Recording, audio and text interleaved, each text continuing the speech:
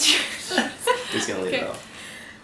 Hello, my name's Jenna. I'm from Time Out and I'm with Manon and Alex today, and today we're going to be talking about Gone Girl. 2 covers. It's been out for a while, but I just read it, so I just wanted to talk about it. So you guys read it. You read it a while ago, eh, Alex? Yeah, some months. Sticks with you. It's a great book.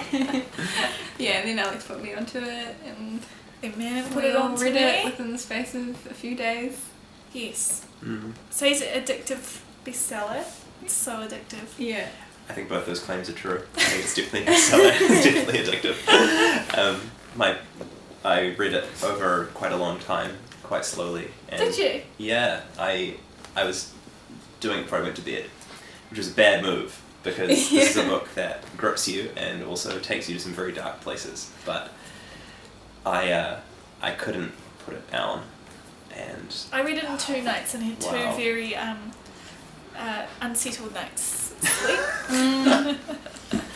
So I just wonder how we talk about it without actually saying anything about it, because should we talk about the setup maybe? yeah, Who we meet? yeah, Okay, so it's a story of a marriage, and it's a marriage that begins on the 5th anniversary of their wedding.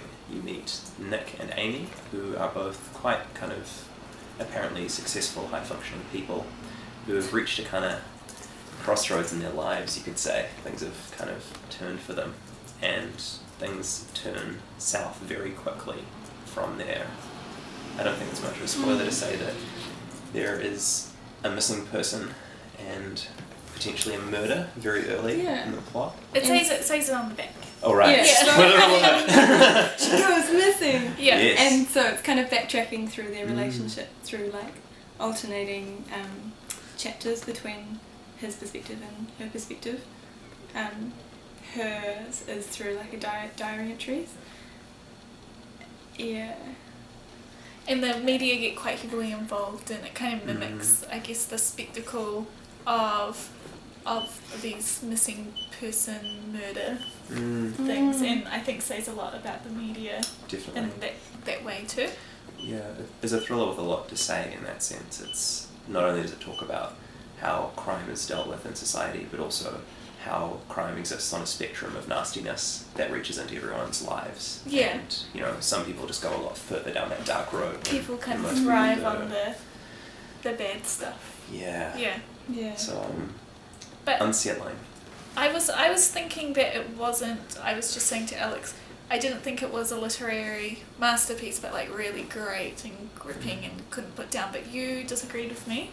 I wouldn't call it a literary masterpiece either, but I think that a lot of people are interested or kind of taken aback by the voice that Gillian Flynn uses, which is very colloquial, very kind of clipped and mixed up and confused, and I think to me that really resonated with what's happening in the story, and that it's the interior monologues of people who are under some very deep strain, and there are things that bubble up in those cracks in their self-talk and the way that they describe situations and other people that are Yeah, I think like what really drove it forward as well for me was that like even the villains or baddies kind of get trumped by other like sinister characters, and there's this kind of web going on, and you just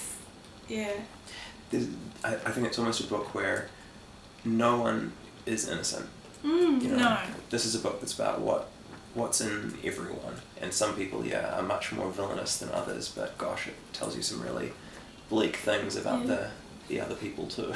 And there's some big twists and things, and I haven't seen the movie, but you two have. Would you recommend reading the book before seeing the movie, or I would. Yeah. what do you get out of the book that you don't get in the movie? Just so much more depth to the characters. The movie's good though, and like we were talking this morning about how amazing the casting is and stuff. Exceptional. But it's definitely got gaps that the book really fills out, and the book talks a little bit like about the nature of men and women and kind of meditates on that, which I don't think you really get to have as much in the film.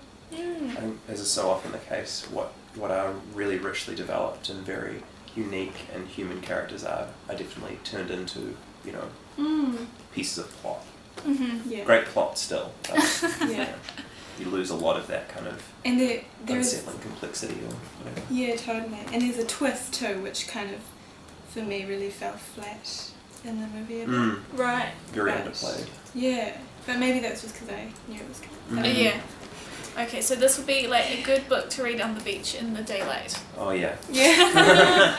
But yeah, Not we a good time. Yeah. we highly recommend it. Strong. I will not cry.